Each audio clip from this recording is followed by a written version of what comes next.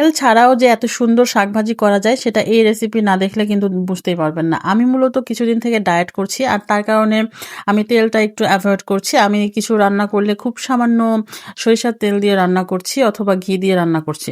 তো যাই হোক আজকে আমি এই কলমি শাক ভাজিটা আ একদম তেল ছাড়া রান্না করার ট্রাই করব।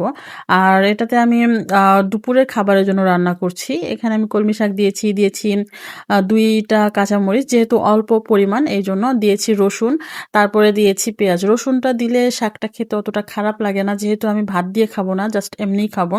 তারপর দিয়েছি লবণ। লবণটা একটু কম দিতে হবে কারণ শাকটা কিন্তু খুব অল্প আর এটা আমি যেহেতু ভাত দিয়ে খাবো না, লবণের পরিমাণ বেশি হলে তখন কিন্তু খাওয়া যায় না।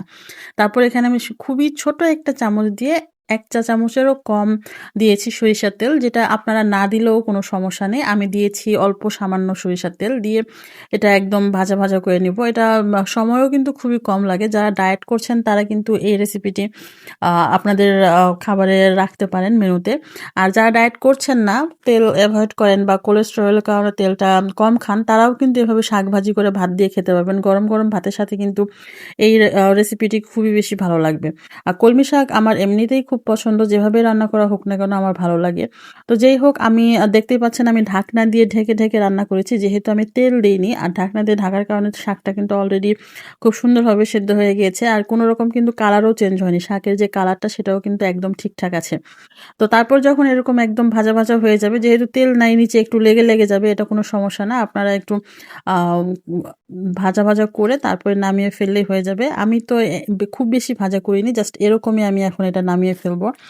এটা আমার রান্না করতে ১০ মিনিটেরও কম সময় লেগেছে। আর খেতে কিন্তু দুর্দান্ত মজার ছিল। আমি মূলত কিটো ডায়েট করি। আর কিটো ডায়েটে কিন্তু আপনারা জানেন যে তেলটা একদম খাওয়া যায় না। খাওয়া যায় না বলতে সরিষার তেল অথবা অলিভ অয়েল খাওয়া খাওয়া খেতে বলে। আমার কাছে অলিভ অয়েলের টেস্টটা খুব বেশি ভালো লাগে না। যার কারণে আমি সরিষার তেলটাই খাই।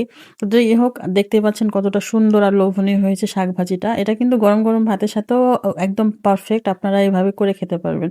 তো আমি এটা শাকটা তুলে নিলাম। আজকে দুপুরের মেনুতে আমার এটা ছিল। আর এটা খেয়ে কিন্তু আমার খুব বেশি ভালো লেগেছে।